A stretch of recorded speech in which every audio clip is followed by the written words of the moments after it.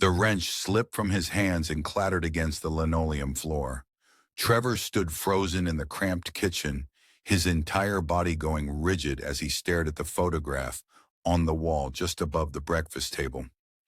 If you're ready for a story that'll leave you speechless, smash that subscribe button and turn on notifications, because what happens next will absolutely blow your mind. The face in that photo was impossible. Trevor Blake had been a plumber in Austin, Texas for 19 years. He'd crawled under houses, waded through sewage, and fixed every kind of disaster a pipe could create. But nothing, absolutely nothing, had prepared him for this moment, for seeing that face, for the way his chest suddenly felt like it was being crushed in a vice. The woman was still talking behind him. Her name was Vanessa Murray, and she'd called his company 3 hours ago in a panic.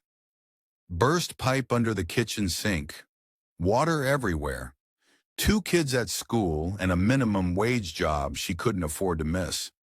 The dispatch had flagged it as an emergency, possibly pro bono work, since she'd specifically asked about payment plans before booking the appointment. Trevor had arrived to find a small ranch-style house in a neighborhood that had seen better days. Peeling paint, overgrown lawn, a car in the driveway with a cracked windshield held together with packing tape. Vanessa had answered the door with wet hair and exhausted eyes, apologizing before he'd even stepped inside.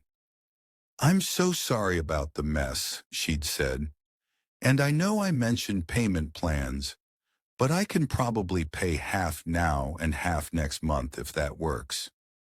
Trevor had taken one look at her, at the house, at the worry lines etched deep into her face, and made a decision. He made it a lot, actually. His wife constantly told him he had too soft a heart for a businessman. "Don't worry about payment right now," he told her. "Let me see what we're dealing with first." The relief on her face had been immediate. The kitchen was a disaster. A pipe had burst under the sink, probably from the freeze they'd had 2 weeks ago. Water had flooded across the floor and was starting to damage the cabinets. Trevor had immediately shut off the valve, then gotten down on his hands and knees to assess the damage. Vanessa had hovered nervously at first, asking questions, apologizing for things that weren't her fault. But eventually she'd excused herself to make some phone calls about work, leaving Trevor alone with the sound of dripping water and his own thoughts. That's when he'd looked up and seen the photograph. It was positioned directly on the wall above the kitchen table, impossible to miss once you stood up from working under the sink. A framed 8x10 showing a young man in military dress uniform, handsome, proud, smiling like he had his whole life ahead of him. Below the photo on the table was a small arrangement with folded flags, a pair of dog tags, and a plaque that Trevor couldn't quite read from this angle. But he could read the face. He knew that face. Trevor's legs gave out, and he sat down hard on the wet kitchen floor, his back against the cabinet, his breathing coming in short, sharp gasps. His hands were shaking. His vision was blurring. 17 years. It had been 17 years since Afghanistan. Since that day, since the explosion that had changed everything. Vanessa's voice called from the other room. "Are you okay in there? Do you need anything?" Trevor couldn't answer. His throat had closed up completely.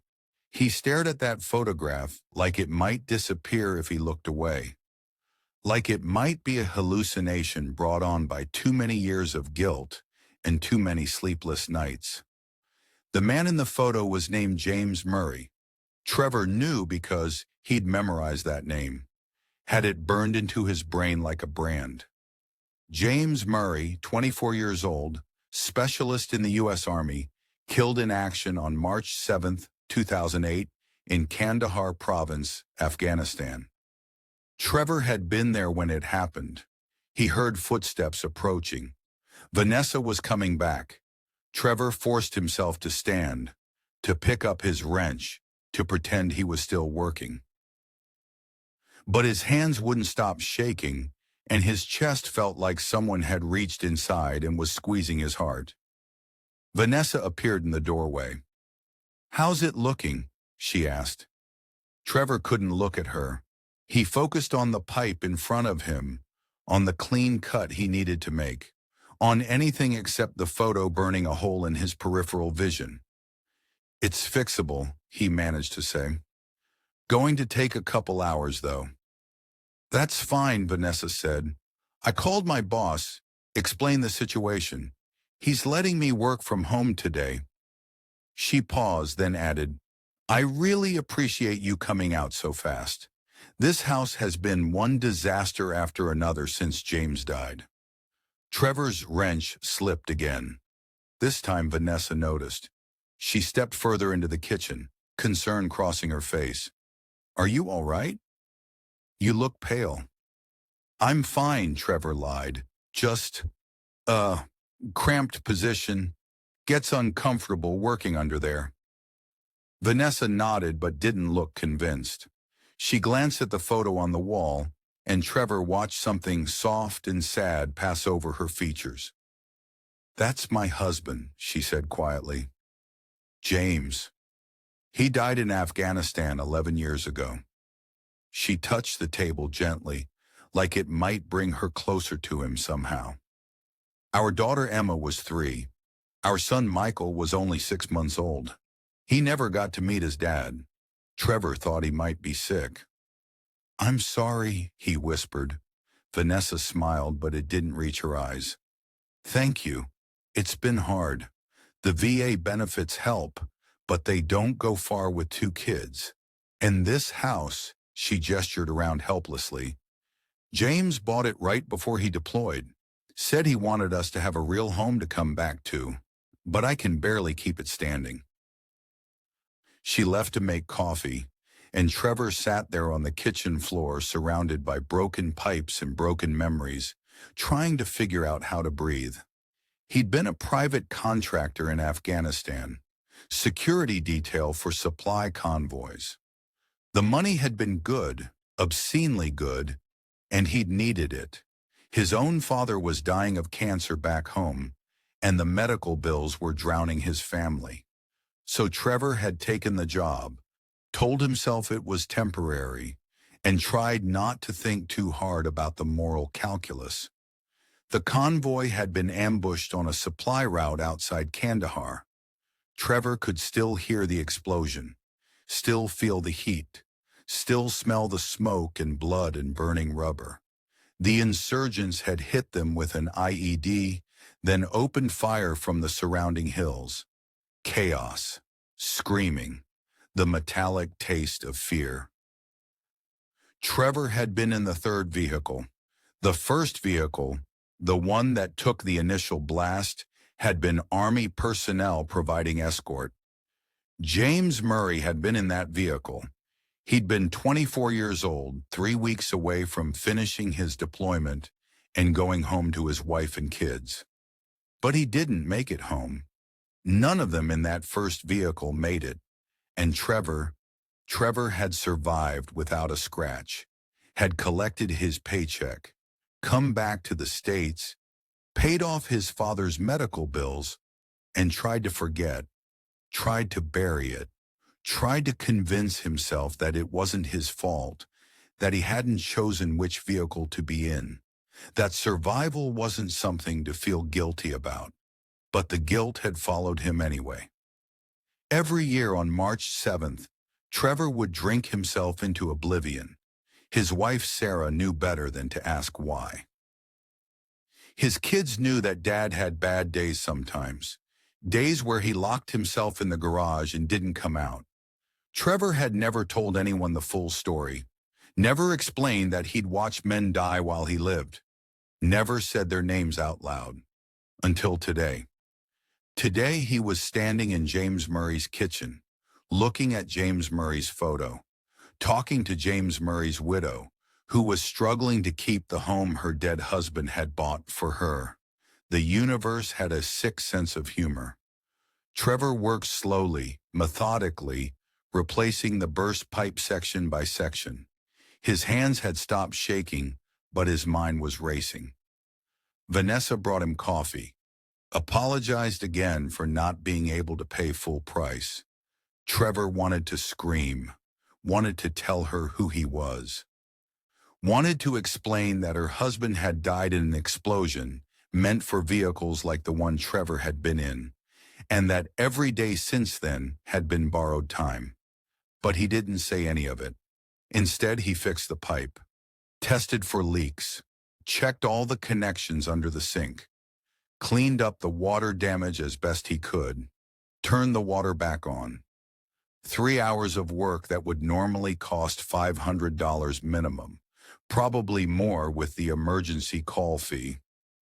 Vanessa appeared as he was packing up his tools. "What do I owe you?" she asked, her wallet already out, her face resigned to whatever number he said. Trevor looked at her, really looked at her for the first time. She was younger than he'd initially thought, probably only 35, but she looked 50. Life had worn her down. Grief and poverty and single motherhood had carved deep lines around her eyes. She was pretty, or had been once, before the weight of the world settled on her shoulders. "Nothing," Trevor said.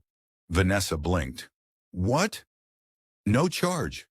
Consider it covered." "I don't understand," Vanessa said slowly. "You were here for 3 hours." Trevor shouldered his tool bag. "I do pro bono work sometimes, for veterans' families. You qualify. But I didn't tell you James was military until you were already here." "I could tell," Trevor lied. "The photo, the flags, it's obvious." Vanessa's eyes filled with tears. "I can't just take this. It's too much." "Yes, you can," Trevor said firmly. "And you will, because your husband served his country, and you've been serving ever since by raising his kids alone and keeping his memory alive. This is the least I can do." He left before she could argue further, sat in his truck in her driveway for 10 minutes, forehead pressed against the steering wheel, trying not to fall apart. Finally, he drove away, went back to the office, told his dispatcher to mark the Murray job as pro bono and not to send any follow-up bills. But Trevor couldn't stop thinking about it. That night, he told Sarah everything. The whole story. Afghanistan. The ambush. James Murray. The guilt he'd carried for 11 years. Sarah held him while he cried for the first time since his father's funeral. And then she said something that changed everything. "Maybe this is your chance to make it right." Trevor didn't sleep that night. He lay awake staring at the ceiling, thinking about Vanessa's exhausted face, thinking about the house falling apart around her, thinking about 2 kids growing up without a father in a home their mother could barely maintain, thinking about what making it right might actually mean. The next morning, Trevor called a friend who did electrical work, then another friend who did roofing, then his cousin who did landscaping. He explained the situation carefully without going into his personal connection. Just a veteran's widow who needed help. Just a house that was falling apart. Just an opportunity to do something good. They all said yes. Trevor showed up at Vanessa's house 3 days later with a crew of 6. Vanessa opened the door looking confused and alarmed. "What's going on?" she asked. "We're here to fix your house," Trevor said simply. "I didn't call anyone." "I know, but I did," Trevor gestured to his crew. "We're going to handle the roof leak you mentioned, the electrical issues, the cracked foundation, the landscaping, all of it, no charge." Vanessa's jaw dropped. "I can't. You can't. This is insane." "Your husband served," Trevor said, his voice steady even though his heart was pounding. You've served. Your kids have served by growing up without a father. This is our country paying back a debt. It took them 2 weeks. They replaced half the roof, rewired the kitchen and living room, fixed the foundation cracks and waterproofed the basement, landscaped the yard, painted the exterior, fixed the cracked windshield on Vanessa's car, replaced the old water heater that was on its last legs, even built a small deck in the backyard where the kids could play. Vanessa cried almost every day. Other neighbors started noticing, started asking questions. The local news picked up the story. Veteran's widow receives home makeover from generous contractors. It went viral locally, then regionally. People started donating money. Home Depot donated materials. More contractors volunteered their time. And through it all, Trevor never told Vanessa the real reason why. The project wrapped on a Saturday afternoon in late April. The crew stood back and admired their work. The house looked completely transformed. New roof, fresh paint, manicured lawn. It looked like a home again, not a burden. Vanessa invited everyone inside for pizza and beer. The kitchen was full of people laughing and talking, celebrating a job well done. Trevor stood near the sink, the same spot where he'd collapsed 2 weeks ago, and looked up at James Murray's photograph. The guilt was still there. It would always be there. But alongside it now was something else. Something that felt almost like peace. He hadn't saved James Murray. He couldn't bring him back. Couldn't give Emma and Michael their father, or give Vanessa her husband. But he'd done something. He'd made sure James Murray's family had a home worth living in. Had made sure his sacrifice wasn't compounded by his widow's suffering. Had turned his own survivor's guilt into something constructive, something that honored rather than buried the memory. Vanessa found him standing there. "I still don't understand why you did all this," she said quietly. "For someone you don't even know." Trevor looked at her, at this woman who'd carried so much for so long, and decided that some truths needed to stay buried. "Your husband died protecting people like me," he said. "Seems only fair I return the favor." Vanessa hugged him then, and Trevor let her, even though it felt like absolution he didn't deserve. The crew left eventually. Trevor was the last to go. As he walked to his truck, he heard a sound and turned back. Vanessa's daughter, Emma, now 14, was standing on the new deck. She waved at him. "Thank you for fixing our house," she called out. "My dad would have liked you." Trevor's throat tightened. He waved back, then got in his truck before she could see the tears. He drove home in silence, but for the first time in 11 years, the silence didn't feel quite so heavy. Sarah was waiting when he got home. She took one look at his face and pulled him into her arms. "You did good," she whispered. "I hope so," Trevor said. That night he slept without nightmares for the first time since Afghanistan. And when March 7th rolled around the following year, Trevor didn't lock himself in the garage. Instead, he drove to Vanessa's house and spent the day doing small repairs, fixed a leaky faucet, replaced a broken light fixture, taught Michael, now 12, how to change a tire. It became a tradition. Every year on the anniversary of James Murray's death, Trevor would show up at that house and make sure everything was working, make sure the family was okay, make sure that James's memory was honored not just with flags and photos, but with action, with presence, with the kind of service that actually mattered. Vanessa never knew the real connection, never knew that Trevor had been there that day in Kandahar, never knew that guilt had brought him to her door and kept him coming back. And Trevor was okay with that. Some debts couldn't be fully repaid. Some guilt couldn't be fully absolved. But you could try. You could show up. You could turn your worst memories into someone else's better life.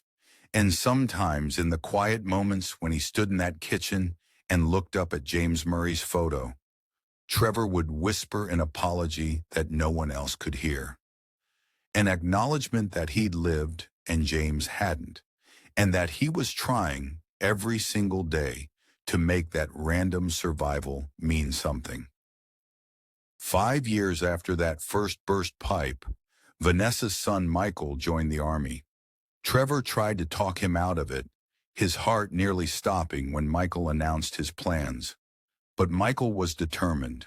He wanted to follow in his father's footsteps, wanted to serve like his dad had served.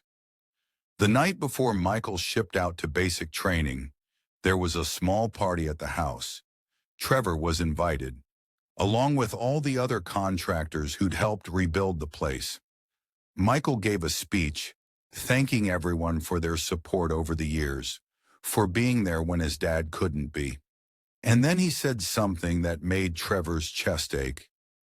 "My dad died protecting this country," Michael said, "but you all kept his family alive. You gave my mom hope. You gave us a home. You showed us that even when someone's gone, their sacrifice doesn't have to be the end of the story." Trevor left the party early, overwhelmed. He sat in his truck outside the house looking at the warm light spilling from the windows, listening to the laughter inside. Sarah found him there 20 minutes later. She'd driven separately, worried when he'd disappeared. "You okay?" she asked, sliding into the passenger seat. "That kid's going to war," Trevor said. "James Murray's son is going to war, and I can't stop thinking about how it's all going to happen again." Sarah took his hand. "Or maybe he comes home safe. Maybe he gets the life his father never did." "You can't control it, Trevor. All you can control is what you do right now." "And what am I doing right now?" "You're loving people the best way you know how. You're turning pain into purpose. That's all any of us can do." Trevor squeezed her hand, grateful for her wisdom, grateful for her patience with all his broken parts. Michael did come home safe.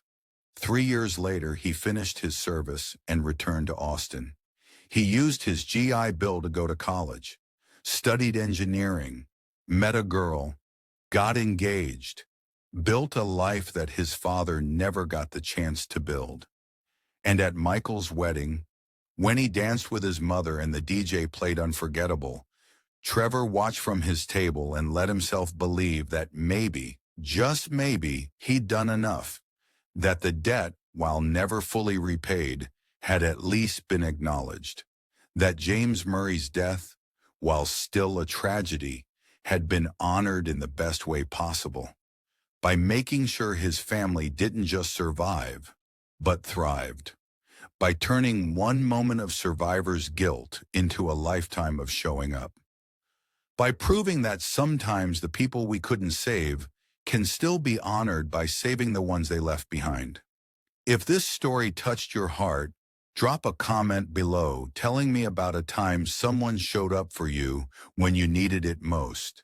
And don't forget to subscribe because I share powerful true stories like this every week that remind us what really matters in life.